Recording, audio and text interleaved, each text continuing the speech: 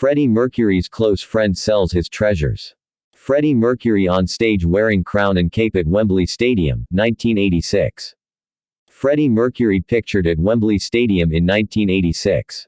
One of Freddie Mercury's oldest friends is to auction an intimate collection of 1,500 items belonging to the late Queen star, including some of his handwritten lyrics and riotous stage costumes.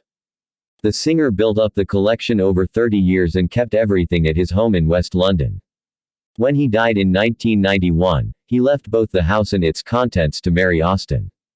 "The collection takes you deeper within the individual and the man I knew," Austin said. Mary Austin with Freddie Mercury in 1986. Mary Austin with Freddie Mercury in 1986. Austin is sitting in the huge galleried drawing room, with a portrait by the French painter Tissot on the wall, which was the last work of art Mercury bought, a month before he died. It was hung so Mercury could see it from the sofa. It is estimated to fetch between £400,000 and £600,000. "You see the spectrum of his taste," said Austin, speaking exclusively to the BBC. "It's a very intelligent, sophisticated collection." A portrait of a woman by James-Jacques Tissot hanging on the yellow wall of Freddie Mercury's drawing room. The last work of art Mercury bought was this portrait by James-Jacques Tissot, estimate £400,000 minus £600,000. A highlight of the sale will be Freddie Mercury's handwritten working lyrics to one of Queen's greatest anthems, "We Are the Champions," including harmonies and chords, written across 9 pages. They are expected to sell for £200,000 $300,000. The unseen working lyrics to Killer Queen, written on a single sheet of paper in black biro in 1974, are expected to fetch £50,000 $70,000. Austin said the lyrics were particularly difficult to part with, because they show, for me, the most beautiful side of the man she was devoted to. "You're looking at the process of the artist, of work in progress," she added. "The crossings out, the rethinking, the reformatting." 19-year-old Austin had been out on a date with Queen's guitarist Brian May when she first met Mercury in 1970. Queen in 1973, left to right, John Deacon, Freddie Mercury, Roger Taylor and Brian May. They moved in together and remained close even after he told her he was gay. She cared for him as he became weaker after contracting an AIDS-related illness. Mercury once said of Austin, "I don't have that many people to turn to. And the only one, if we're talking about it, is Mary." Naturally shy and self-effacing, Austin has rarely spoken in public since Mercury died.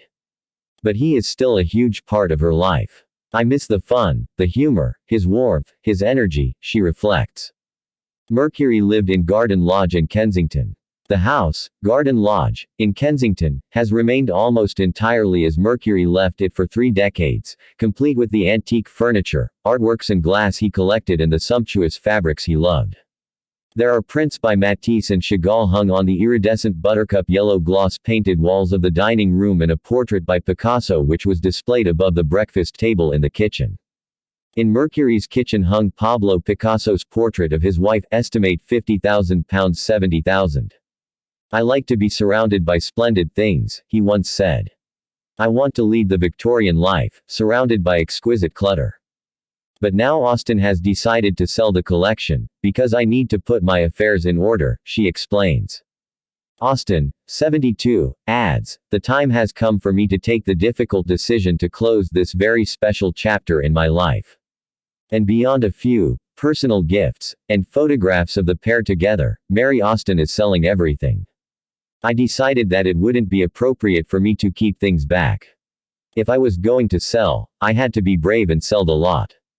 Freddie Mercury's crown, a replica of St. Edward's crown worn by King Charles at the coronation, estimates £60,000 minus £80,000.